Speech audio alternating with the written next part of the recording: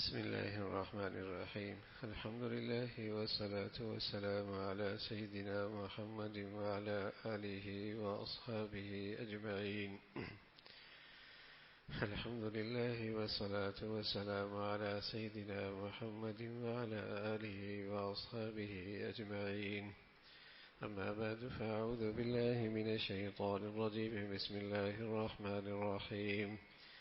إن الذين قالوا ربنا الله ثم استقاموا تتنزل عليهم الملائكة ألا تخافوا ولا تحزنوا وأبشروا بالجنة التي كنتم توعدون. صدق الله العظيم. اللهم صل على سيدنا محمد النبي الأمي وعلى آله وأصحابه وسلم. اللهم صل على سيدنا محمد النبي الأمي وعلى آله وأصحابه وسلم. میرے معزز مسلمان بزرگوں، عزیز بھائیوں، انسان ایک سفر میں ہے. اماں کے پیٹ میں آیا، پھر دنیا کے پیٹ میں ہے، پھر ایک منزل آنی ہے اور اس منزل سے واسطہ سب کا پڑنا ہے. اور وہ گھڑی ہے، وہ گھڑی موت کی ہے. بڑے آدمی تھے حکیم جالینوس.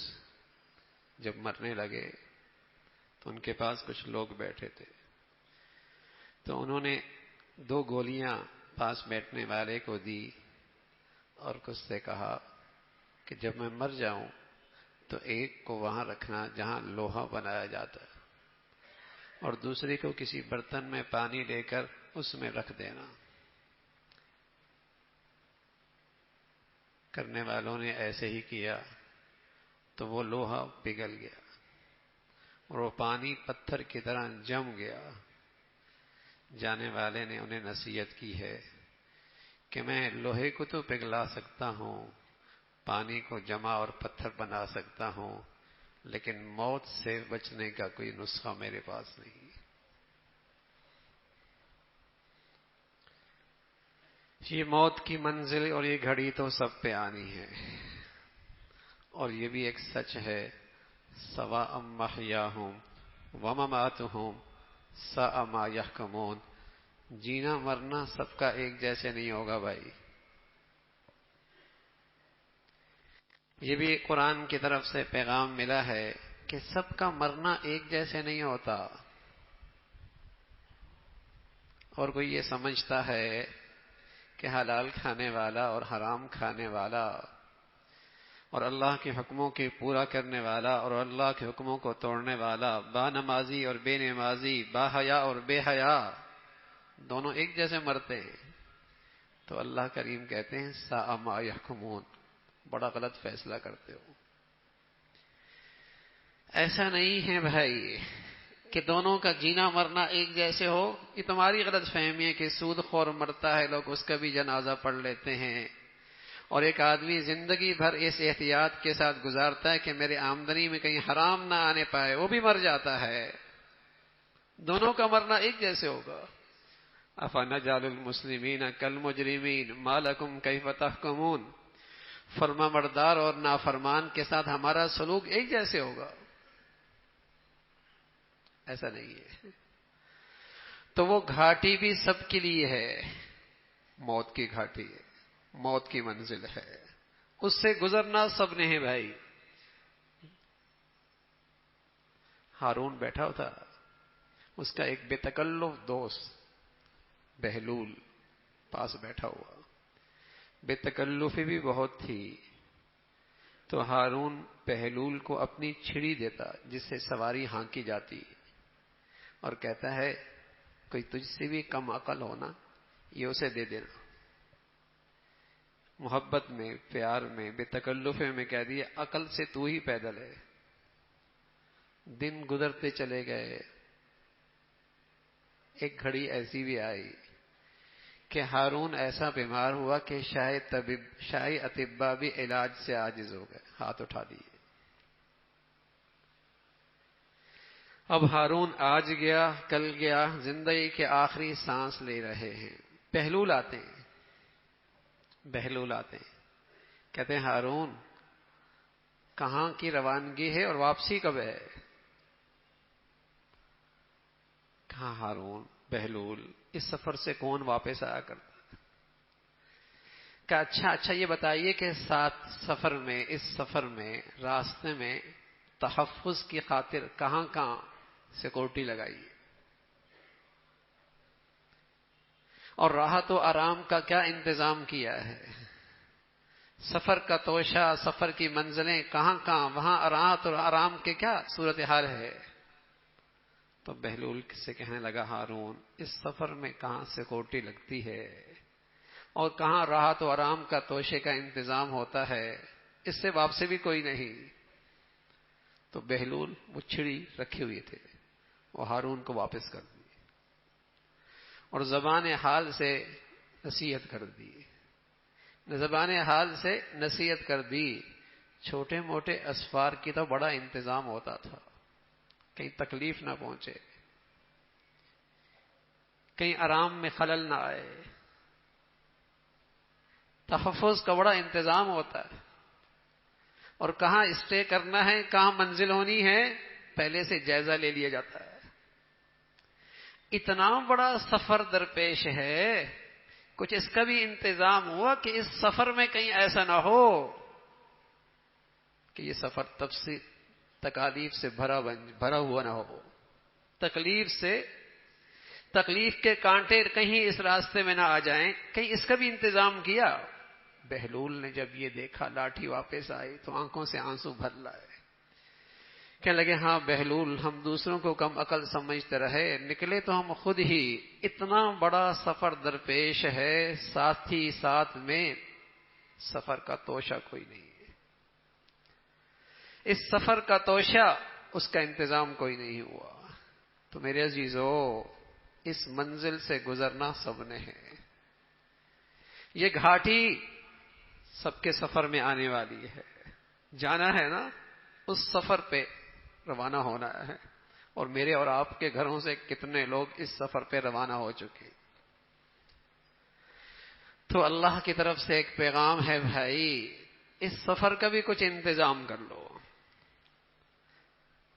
ان الذين قالوا ربنا الله ثم استقاموا تتنزل عليهم الملائكة الا تخافوا ولا تحزنوا، کچھ خوش نصیب ہوتے ہیں اور ان کے پاس اس سفر کا توشہ ہوتا ہے، کچھ خوش نصیب ہوتے ہیں جن کے پاس اس سفر کا توشہ ہوتا ہے، پھر اللہ کی طرف سے فرشتے ان کے معاون اور مددگار بن کے اترتے ہیں۔ اللہ تخافوا ولا تحزنوا۔ اب قتادہ فرمانے لگے یہ فرشتے 3 موقعوں پہ ساتھ آتے ہیں، ویسے تو ہر ایمان والے پر اللہ کے فرشتے آتے ہیں اور اس کے ثمرات اور برکات ہم اپنے اعمال میں دیکھتے ہیں، لیکن ان 3 گھڑیوں میں فرشتے آئیں گے اور یہ اس کی آواز بھی سنے گا اور وہ کہیں گے اللہ تخافوا ولا تحزنوا وابشروا بالجنہ۔ جو پیچھے ہو رہا ہے اور جو پیچھے چھوڑ کے جا رہے ہو اس پہ رنج نہ کرو، اور جو آگے اس سفر میں گھاٹیاں آنے والی ہیں خوف نہ کھاؤ، آگے کا خوف کوئی نہیں، پیچھے کا رنج کوئی نہیں، یہ اللہ کے فرشتے آ کر اس کا حوصلہ بڑھائیں گے، تسلی دیں گے۔ اور یہ 3 موقع ہوں گے، ایک اس موقع پہ جب روح نکل رہی ہوگی، سب بے بس ہوتے ہیں نا میاں، دولت ہے، کوٹھی ہے، تعلقات ہے، عہدہ ہے، منصب ہے کوئی سانس کو مؤخر کر دینے والا، روح کو روک دینے والا، کیسی بے بسی ہوتی ہے۔ اس موقع پہ یہ اللہ کے فرشتے اس کے ساتھ ہوں اور اسے تسلی دے رہے ہوں گے، خوشخبری دے رہے ہوں گے، اللہ تخافوا، اور کہیں گے نحن اولیاؤکم فی الحیات الدنیا وفی الآخرہ۔ کیوں گھبراتے ہو، رنج نہ کر، ہم ساتھ ہیں نا، ہم ساتھ ہیں، ہم تمہارے ساتھ ہیں۔ یہ گھاٹی بھی آتی ہے، اور دوسری منزل اللہ اکبر۔ کبھی تصور کیا کرو میرے عزیزو، جب اپنے پیاروں کو منو من مٹی کے اندر چھوڑ کے آتے ہو تو ایک لمحے کے لیے سوچو اب اس کا مونس کون ہے، اب اس کا ساتھی کون ہوگا۔ بس اوقات رات کے طریقے میں اکیلے قبرستان پہ جاتے ہوئے بھی ڈر لگتا ہے، اور جب کسی پیارے کو من من مٹی کے نیچے چھوڑ کے آ رہا ہے تو سوچو تو صحیح، اب اس کو اپنے مددگار کی کتنی ضرورت ہے۔ یہاں کون ہے؟ دولت کہاں گئی، تعلقات کہاں گئے، عہدہ کہاں گیا، منصب کہاں گیا؟ ارے رشتہ دار، خاندان بس قبر کے مٹی تک آ سکتے ہیں نا۔ لیکن اس موقع پہ ایک اور اللہ کے پیارے ہیں، اللہ کے پیارے ہیں جو اللہ ان کو بھیجتا ہے، اور وہ کہتے ہیں اللہ تخافوا ولا تحزنوا، کوئی گھبرانے کی بات نہیں، کوئی گھبرانے کی بات نہیں ہے۔ اور رسول اللہ صلی اللہ علیہ وسلم نے فرمایا کہ یہ وہ موقع ہوتا ہے، سبحان اللہ، اگر اس کے پاس اس سفر کا توشہ ہے تو اس کا جانا اس دنیا سے ہزاروں لاکھوں گنوں بہتر ہو جاتا، اس کا وہاں راحت و آرام اس دنیا سے کئی گنا، سبحان اللہ، بڑھیا ہو جاتا ہے۔ حضرت عباس رضی اللہ تعالیٰ عنہ جب ان کا انتقال ہوا تو ایک شخص آیا حضرت عبداللہ کے پاس جو ان کے بیٹے تھے، کہنے کہ عبداللہ پتہ تیرے ابا کہاں گئے؟ پتہ ہے، اگر ساری زندگی تو انہیں راحت و آرام پہنچاتا اور خیال رکھتا تو انہیں وہ راحت و آرام نہ دے پاتا جو اللہ کریم آج انہیں راحت دے رہا۔ اگر سفر کا توشہ ساتھ ہو، سبحان اللہ، پھر جانا تو رہ جانے سے بہت بڑھیا ہے، پھر تو جانا رہ جانے سے بہت بڑھیا ہے۔ تو وہاں اسے یہ خوشخبریاں ملیں گی اور کہا جائے گا دیکھو خیال رکھنا، مہمان ہو کس کے، تم مہمان ہو کس کے۔ بس اوقات آدمی کسی مہمان بن کے ہی جاتا ہے، اور میزبان بڑا ہو تو اس کے دماغ میں وہ اعزاز و اکرام کا تصور بھی نہیں ہوتا جو سامنے ہو رہا ہوتا ہے۔ جو اس کو اعزاز و اکرام مل رہا ہوتا ہے، جو اس کی خدمت ہو رہی ہوتی ہے، اس کے تصور بھی نہیں ہوتا۔ فرمایا نزلا من غفور الرحیم، آنے والے خوشخبری اسی انداز میں دیں گے، دیکھو تم مہمان ہو، اور ہو بھی کس ذات کے، تمہارے دل و دماغ میں بھی خیال نہیں ہے کہ تمہارا کیسا اعزاز ہونے والا ہے، اور تمہارے سامنے مولا کی کیسی نعمتیں آنے والی ہیں۔ اس موقع پہ بھی فرشتے آتے ہیں، اور پھر جب قبر سے اٹھتا ہے، یہ تینوں مرحلے ایسے ہوتے ہیں کہ جہاں کوئی نہیں ہے ساتھ۔ لیکن جس کے پاس اس زندگی میں سفر کا توشہ ہے، اور وہ کیا ہے، ان الذین قالوا ربنا اللہ ثم استقاموا، یہ ہے توشہ، یہ ہے کمائی، یہ ہے وہ سرمایہ جو موت کے گھڑی میں اس کے لیے تسلی بن کے سامنے آئے گا، حوصلہ بن کے سامنے آئے گا، خوشخبریاں بن کے سامنے آئے گا۔ کیا ہے؟ ان الذین قالوا ربنا اللہ، وہ لوگ ہیں جنہوں نے کہا اللہ تعالی ہی ہمارا رب ہے، رب، اور پھر اس ایمان پر جم گئے، پھر اس ایمان پر ڈٹ گئے۔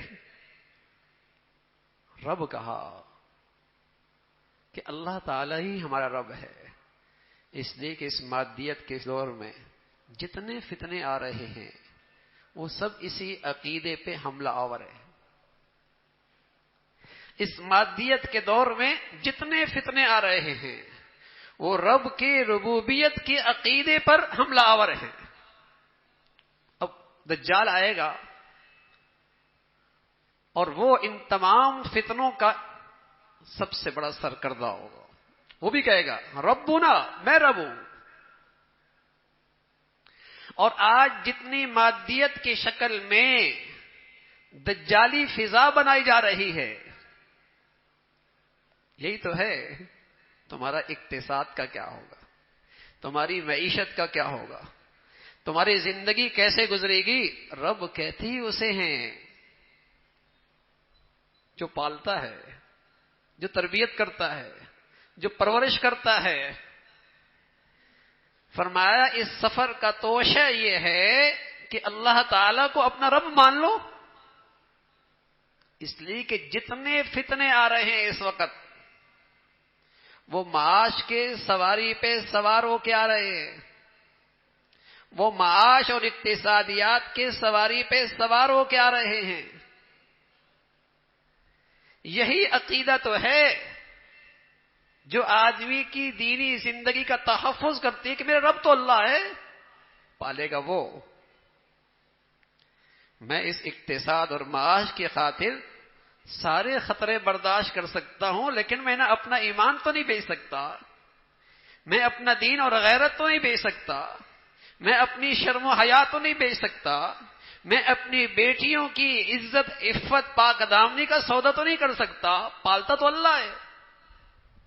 ربنا رب السماوات والارض، کون پالتا ہے؟ جو زمین و آسمان کی مخلوق کو پالتا ہے وہ ہمیں بھی پالتا ہے۔ پرندے گھونسلوں سے اڑتے ہیں اور شام کو پیٹ بھر کے آ جاتے ہیں، پہاڑوں کی چٹانوں میں کیڑا رہتا ہے اور زندگی کی ضروریات اس کی بھی پوری ہو جاتی ہے، اور سمندر کی تہہ میں مچھلیاں رہتی ہیں، ضرورت ان کی بھی پوری ہو جاتی ہے۔ ربنا رب السماوات والارض، میرا معاش کا مسئلہ تو وہ حل کرتا ہے جو میرا پالنے والا ہے۔ ان الذین قالوا ربنا اللہ، یہ انسان کیوں سود خور بنتا ہے، کیوں حرام کے پیچھے بھاگتا ہے، کیوں ناجائز کماتا ہے، کیوں لوٹ مار کرتا ہے؟ رب کی ربوبیت پہ عقیدہ نہیں ہے کہ پالتا وہ ہے۔ ان الذین قالوا ربنا اللہ ثم استقاموا، جن کا یہ عقیدہ ہے کہ میرا مولا کریم مولا وہ میرا رب ہے، اور پھر اس پر ڈٹ گئے، پھر اللہ کے حکموں کی تعمیل میں استقامت کا مظاہرہ کیا۔ کچھ ہو جائے، ظاہر ہے حالات بھی آئیں گے، آزمائش بھی آئے گی، معاش میں کمی بھی آ سکتی ہے، معاملہ اوپر نیچے بھی ہو سکتا ہے، اسٹیٹس میں فرق بھی آ سکتا ہے، لیکن میرے عقیدے میں فرق نہ آئے، پالتا وہ ہے۔ اور چونکہ وہ پالتا ہے اور رب ہے، اور رب کا میں نے آتے ہیں زیر تربیت، یہ اس کی زیر تربیت ہے، اور تربیت میں کبھی کچھ ملتا ہے، کبھی روک بھی لیا جاتا ہے۔ تربیت جو ہو رہی ہے، کبھی صبر کے ذریعے تربیت ہوتی ہے، کبھی شکر کے ذریعے تربیت ہوتی ہے، کبھی دے کر ہوتی ہے، کبھی روک کے ہوتی ہے۔ یہ اس ذات سے اپنا تعلق نہیں توڑتا، وہ میرا رب ہے، میں اس کے زیر تربیت ہوں، میری پرورش میرا پالنے والا وہ ہے۔ الستو بربکم، ارے کون پالتا ہے؟ تم اماں کے پیٹ میں تھے، پیٹ کے اندر تھے، رحم میں تھے، پھر جھلی میں تھے، بتائیے خوراک کون پہنچاتا ہے؟ اور ابھی تم ناتواں سے ہو اور دنیا میں آ گئے، تمہاری ماں کی چھاتی میں تمہاری غذا کس نے رکھ دی؟ ربنا رب السماوات والارض۔ یہی تو اس زندگی کا سب سے بڑا توشہ ہے بھائی، اسے لے کے چلو، اسے سنبھالو، اس عقیدے کی سلامتی کی فکر کرو، اور اس عقیدے کے مطابق زندگی ہماری آ جائے۔ یہی اس گھاٹی میں کام آتی ہے، موت کی گھڑی میں کام آتی ہے، قبر کی منزل پہ کام آتی ہے۔ سواء محیاہم و مماتہم، دیکھو جینا مرنا سب کا ایک جیسے نہیں ہوگا، سب کا جینا مرنا یکساں نہیں ہوگا۔ ہاں، جو یہ توشہ لے کے جائے گا اس موقع پہ اللہ کے فرشتے، اس کے مددگار، حوصلہ دینے والے اور اسے خوشخبریاں دینے والے، رنج کرنے کی ضرورت نہیں، غم کھانے کی ضرورت نہیں، آگے گھاٹیوں میں خوف کوئی نہیں۔ اللہ کا تو آج مہمان ہے اور مولا کریم تیرا میزبان ہے۔ اللہ ہمیں جینا بھی ایسا نصیب فرما دے، مرنا بھی ایسا نصیب فرمائے۔ وآخر دعوانا الحمدللہ رب العالمین۔